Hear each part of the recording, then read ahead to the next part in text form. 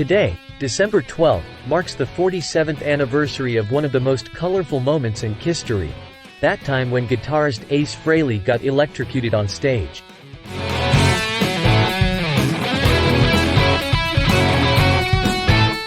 At the end of 1976, Kiss were touring their fifth studio album Rock and Roll Over with Uriah Heep as their opening band. On December 12, 2 weeks into the tour, they arrived in Lakeland, Florida. They were scheduled to play the Civic Center, and it was yet another sellout on this hugely successful tour. The band's opening song for that tour was Detroit Rock City. The band had a spectacular entrance, where they would appear on a metal landing above each side of the drums and walk down stair constructions onto center stage amid volumes of smoke and fire.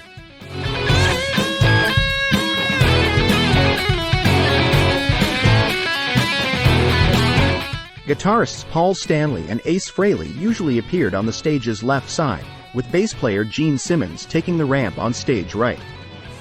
Paul would usually rush down the flight of stairs confidently and quickly, leaving Ace to take his time.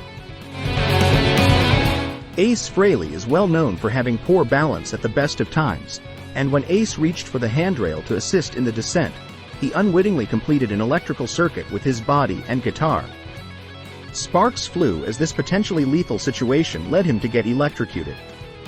His hand was locked to the railing for several seconds, but as luck would have it, it shook loose after a short while. At that point, Ace fell off the platform to the ground a few meters below, a bad enough fall in itself as well.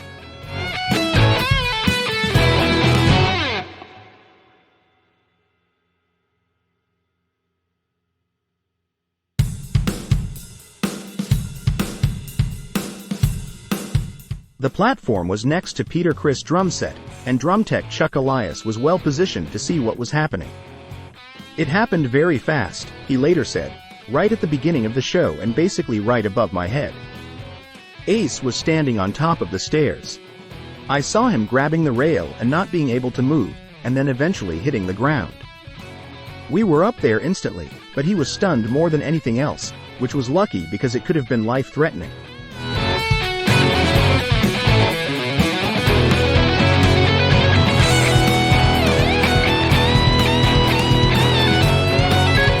He was helped backstage by members of the crew and found himself, dazed, sitting there for about 10 minutes listening to the crowd chanting his name over and over. "We want Ace! We want Ace!" When he finally bravely returned to the stage, they gave him a standing ovation, and Kiss eventually managed to finish the otherwise doomed show.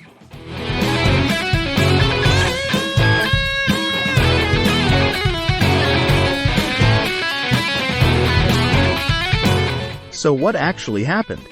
Since the current entered through his arm, it most likely traversed the heart region of his body. Electrocution is at its most lethal when the heart is affected. When electrocution occurs, it overrides the central nervous system.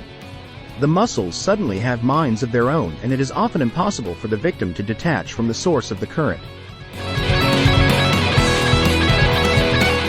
The human body's ability to resist an electrical shock is variable. In other words, what kills one person might not kill another.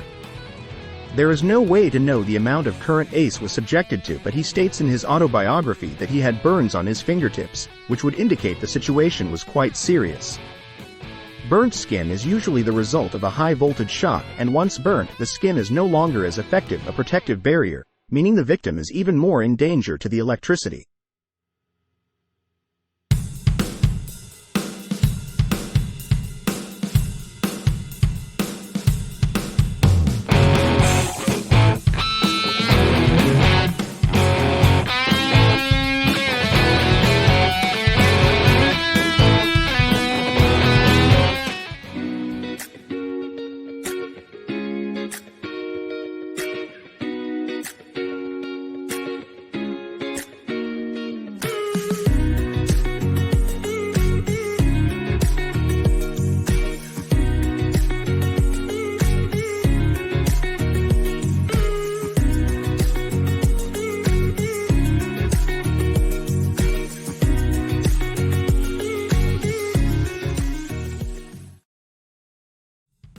Stone the Crow's guitarist Les Harvey died on stage during a soundcheck in 1972 after being electrocuted. Yardbirds singer Keith Relf was electrocuted by his guitar in his home in 1976 and he died. But in Ace's case, the source of the current was not his instrument, at least not directly.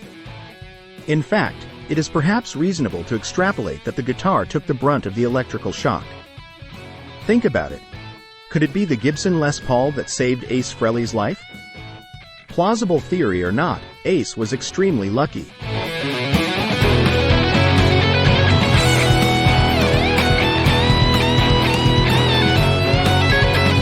Muscles triggered by an external current will involuntarily contract, and there's nothing the victim can do about it.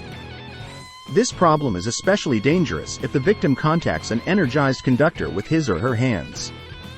The forearm muscles responsible for bending fingers tend to be better developed than those muscles responsible for extending fingers, and so if both sets of muscles try to contract because of an electric current conducted through the person's arm, the bending muscles will win, clenching the fingers into a fist. If the conductor delivering current to the victim faces the palm of his or her hand, this clenching action will force the hand to grasp the wire firmly, thus worsening the situation by securing excellent contact with the wire. The victim will be completely unable to let go of the wire.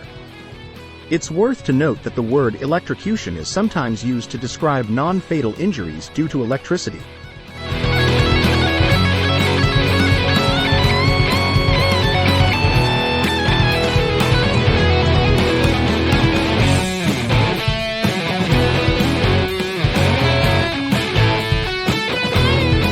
The whole incident inspired Ace to write the song Shock Me, which wound up being the first ever track that saw his vocals featured on a Kiss album, Love Gun.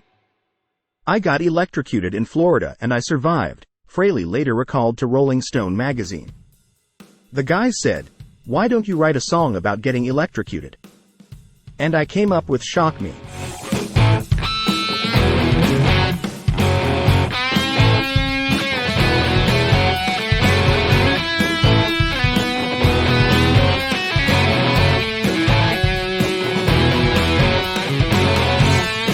"If I hadn't been able to let go, I would have died," Ace Frehley also told the Lakeland Ledger shortly thereafter.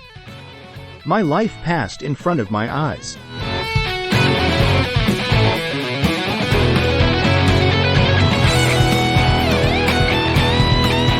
Immediately following this incident, Kiss wisely spent $25,000 on a state-of-the-art wireless system for their guitars.